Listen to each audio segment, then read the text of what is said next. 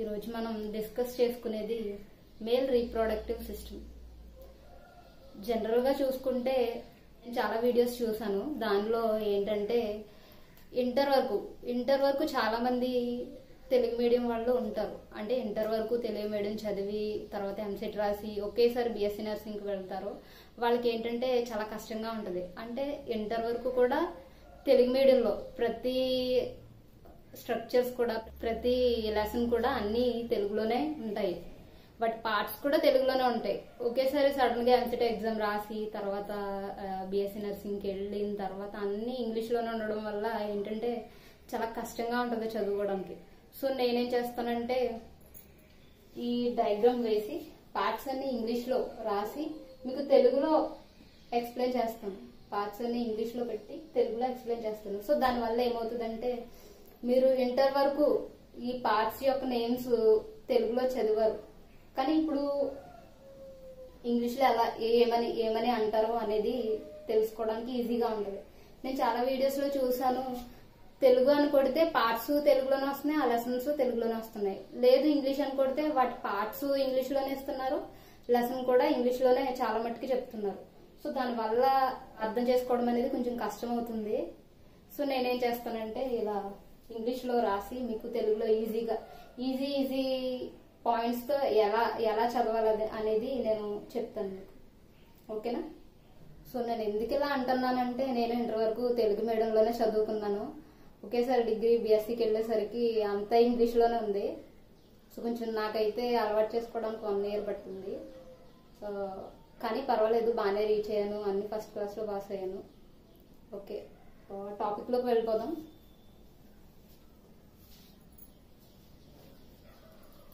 ఇది male reproductive system.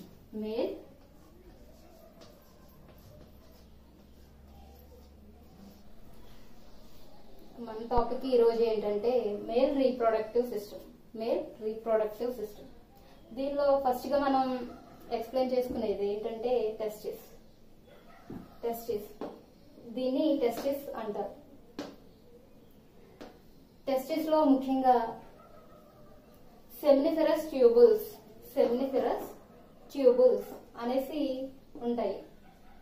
అసలు తెలుగులో ఏంటంటే ఇవి శుక్రోత్పాదక నాళికలు. ఈ శుక్రోత్పాదక నాళికలు అంటే సెమినోఫెరస్ ట్యూబుల్స్ ఏం చేస్తాయంటే శుక్రాలను రిలీజ్ చేస్తాయి, అంటే శుక్ర కణాలను రిలీజ్ చేస్తాయి. ఈ సెమినోఫెరస్ ట్యూబుల్స్ అంటే వీటిలో ఉండే ఈ టెస్టిస్ లో ఉండే సెమినోఫెరస్ ట్యూబుల్స్ లెంత్ ఎంత అంటే 80 సెంటీమీటర్స్. 80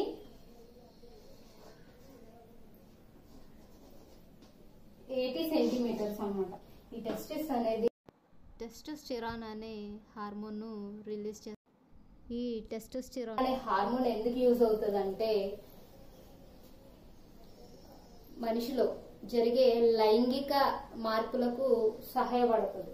అంటే ముఖ్యంగా ఒక మనిషిలో ఒక మెయిల్లో వచ్చే ద్వితీయ లైంగిక మార్పులకి ఈ టెస్టోస్టెరాన్ అనే హార్మోన్ ఉపయోగపడుతుంది. ద్వితీయ లైంగిక మార్పులు అని ఏంటి అని మనం ఆలోచిస్తే గనక యవ్వన వయసు వచ్చేసరికి, అంటే జెంట్స్ లో యవ్వన వయసు అంటే 13 to 14 years వచ్చేసరికి మగవారిలో గడ్డాలు మీసాలు రావడం, లేదు అంటే అన్వాంటెడ్ హెయిర్ రావడం, గొంతు బొంగురు పోవడం, హైట్ పెరగడం, బాడీలో స్ట్రక్చర్స్ అంటే కొంచెం లావుగా అవ్వడం, హైట్ పెరగడం, ఇలాంటివన్నీ ఈ టెస్టోస్టెరాన్ అంటే టెస్టిస్ స్రవించే టెస్టోస్టెరాన్ వలన జరుగుతుంది. టెస్టోస్టెరాన్ అనే హార్మోన్ వలన ఈ మార్పులు అనేవి జరుగుతాయి. టెస్టిస్ యొక్క లెంత్ అంటే టెస్టిస్ యొక్క లెంత్, విడ్త్, వెయిట్ చూసుకుంటే కనుక length 4 centimetres, width 3 centimetres and weight 10 to 15 grams. ఓకేనా?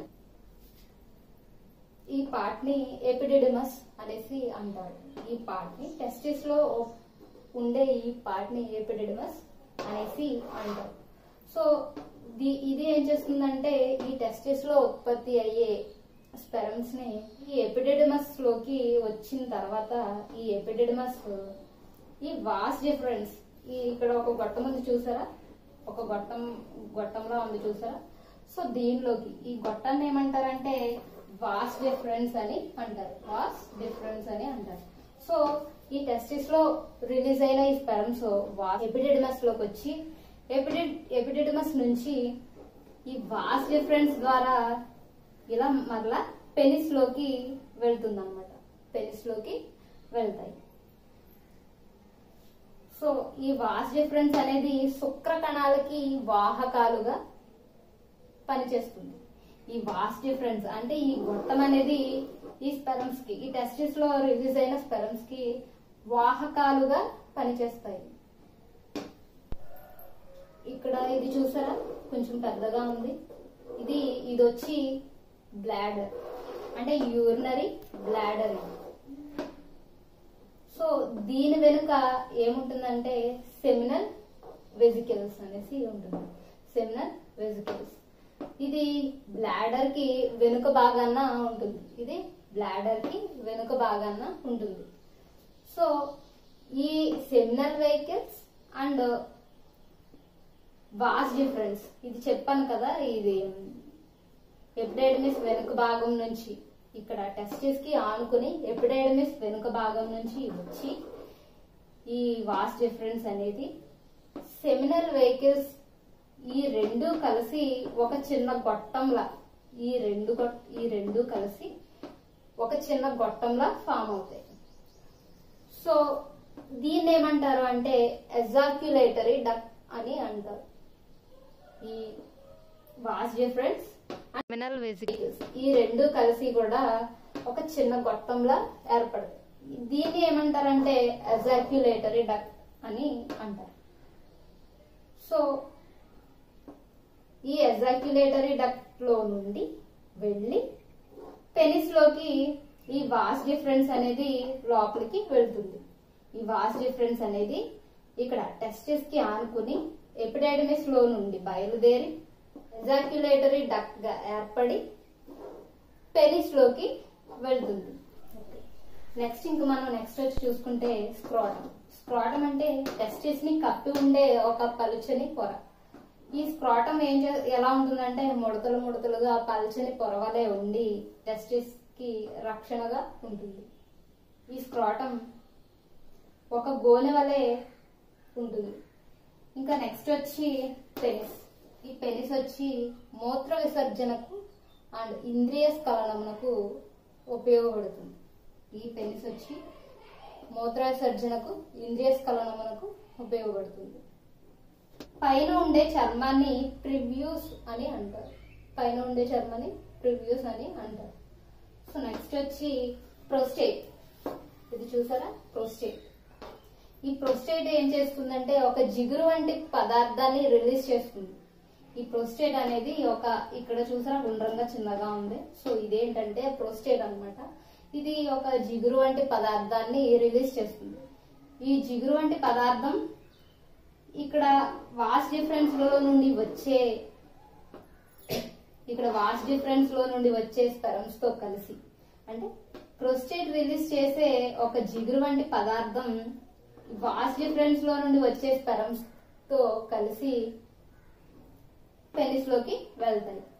అంటే ఈ ప్రోస్టేట్ రిలీజ్ చేసే జిగురు వంటి పదార్థం స్పెరమ్స్ తో ఎందుకు కలుస్తుంది అంటే స్పెరమ్స్ అనేవి లోపలికి అంటే అండాన్ని ఈజీగా ఛేదించడానికి అండ్ అండం దగ్గరికి త్వరగా వెళ్ళడానికి ఇక్కడ ఈ ప్రోస్టేట్ రిలీజ్ చేసే జిగురు వంటి పదార్థం అనేది ఉపయోగపడుతుంది. అందువలన ఈ ప్రోస్టేట్ అనేది ఒక జిగురు వంటి పదార్థాన్ని రిలీజ్ చేస్తుంది స్పెరమ్ అనేది జారుడుగా ఉండడానికి. స్పెరాన్ని ఒక జెల్లలా అంటే స్పెరమ్ ఇప్పుడు జెల్స్ చూసారా ఎలా ఉంటాయి, మెత్తగా కొంచెం స్పాంజీగా జిగురుగా ఉంటాయి కదా. సో అలానే ఇది కూడా ఒక జిగురు వంటి పదార్థాన్ని రిలీజ్ చేసి దాన్ని స్పెరమ్స్ తో కలుపుతుంది. ఇక్కడ ఈ ట్యూబ్స్ వచ్చి ఇవి డబుల్ ట్యూబ్స్ ఉంటాయి. ఈ ట్యూబ్స్ వచ్చి యూరిటర్స్ అంటే ఇవి కిడ్నీలకి అటాచ్ అయ్యి ఉంటాయి. టోటలీ మేల్ రీప్రొడక్టివ్ సిస్టమ్ వచ్చి ఎందుకు అనేసి అంటే కనుక టోటలీ రీప్రొడక్టివ్ సిస్టమ్ ఒక కొత్త జీవికి ప్రాణం పోయడానికి ఈ స్పెరమ్స్ అనేవి ఉపయోగపడతాయి. అంటే ప్రతి ఒక్కరు, అంటే మీరు నేను పుట్టిన ప్రతి ఒక్కరు కూడా సో ఈ స్పెరమ్ అన్నమాట. సో ఈ స్పెరమ్స్ గనక అంటే ప్రత్యుత్పత్తి నిలిచిపోవాలి అనేసి అంటే గనక ఈ వాస్ డిఫరెన్స్ అంటే ఈ గొట్టాన్ని మధ్యలో కట్ చేస్తారు, చేసి ముడి వేస్తారు. ఈ ముడి వేయడాన్నే వాసెక్టమీ అనేసి అంటారు. సో ఈ ముడి వేసిన తర్వాత ఇక్కడ ఎప్పుడైతే ఈ ట్యూబ్ ని ముడి వేస్తారో అప్పుడు ఈ టెస్టిస్ లో రిలీజ్ అయిన స్పెర్మ్స్ ఇక్కడ వరకు వచ్చి ఆగిపోతాయి. అంటే ఆగిపోతాయి, ఇంకా ఇవి పెనిస్ లోకి వెళ్ళవు. తర్వాత ఏంటంటే ఇది ఇక్కడ ముడి వేసిన తర్వాత ఇక్కడికి వచ్చిన తర్వాత ఇవి ఆగిపోతాయి కాబట్టి ప్రత్యుత్పత్తి వ్యవస్థ అనేది నిలిచిపోతుంది. అంటే ఇంకా స్పెరమ్స్ అనేవి అండం దగ్గరికి చేరలేవు. ఈ ప్రోస్టేట్ గ్రంథి అని చెప్పాను కదా, సో ఈ ప్రోస్టేట్ అనేది కనుక పెరిగితే మగవారిలో మూత్ర విసర్జనకు ఆటంకం కలుగుతుంది. ఓకేనా, అంటే ఫర్దర్ గా వారికి మూత్ర విసర్జనకు సంబంధించిన డిసీజెస్ అనేవి వస్తాయి అన్నమాట.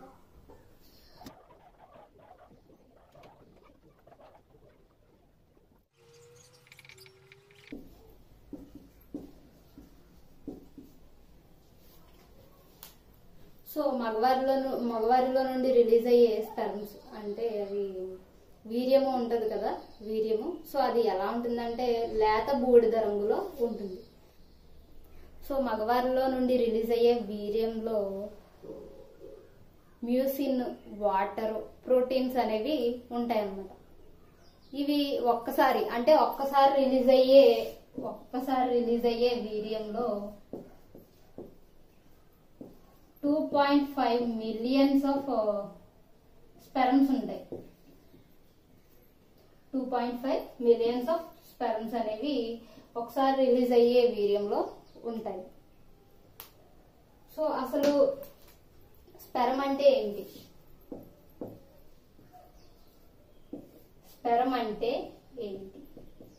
స్పెర్మ్ అంటే కణము అంటే చిన్నది. అసలు కణము అంటే విభజించలేనిది, అంటే విభజించలేనంత చిన్నగా ఉన్నది. దాన్నే మనం కణము అంటారు. సో ఆ కణమే ఈ స్పెర్మ్.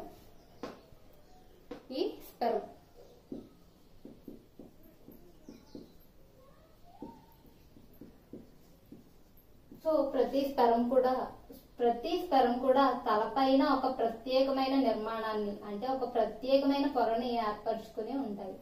దీన్నే ఏక్రోసోమ్ అని అంటారు.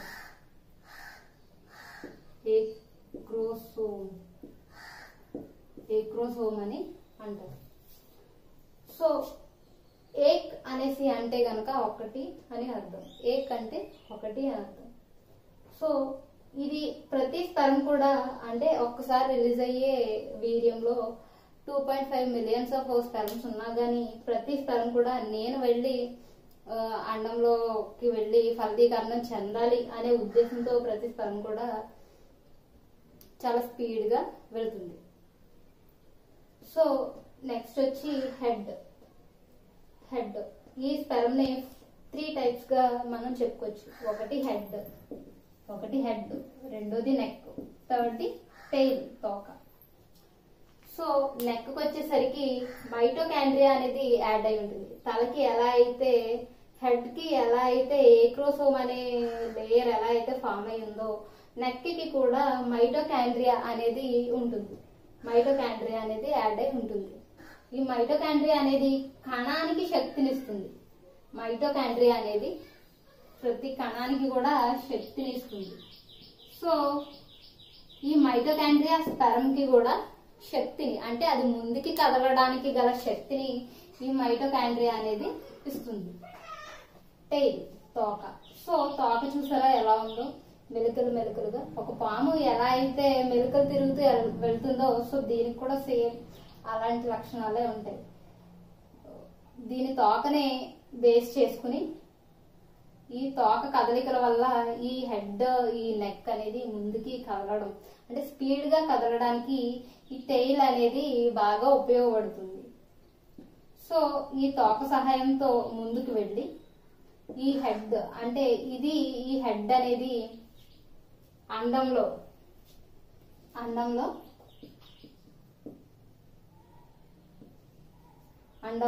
యాడ్ అవుతుంది. అంటే ఇది వెళ్ళి అండంలో కలిసి ఫలదీకరణం,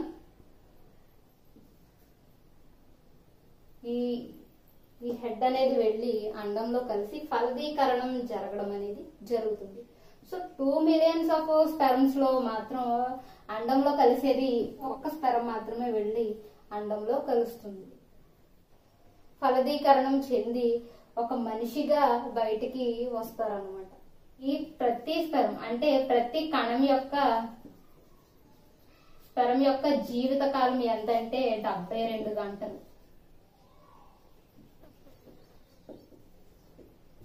ప్రతి స్పెర్మ్ యొక్క జీవిత కాలం ఎంత అంటే 72 గంటలు, అంటే 3 days అన్నమాట. ప్రతి స్పెర్మ్ కూడా బ్రతికి ఉండేది కేవలం 3 days మాత్రమే, అంటే 72 గంటలు మాత్రమే. ఈ స్పెర్మ్ అనేది కలిసి ఆ 72 గంటల్లో అండంలో చేరడానికి ప్రయత్నిస్తుంది. ఈ 2 millions ఆఫ్ స్పెర్మ్స్ లో ఒక్క స్పెర్మ్ మాత్రమే అండంలో కలిసి ఫలదీకరణం చెంది ఒక మనిషి అంటే ఒక ఆడవారిగా గాని మగవారిగా గాని బయటికి రావడం అనేది జరుగుతుంది.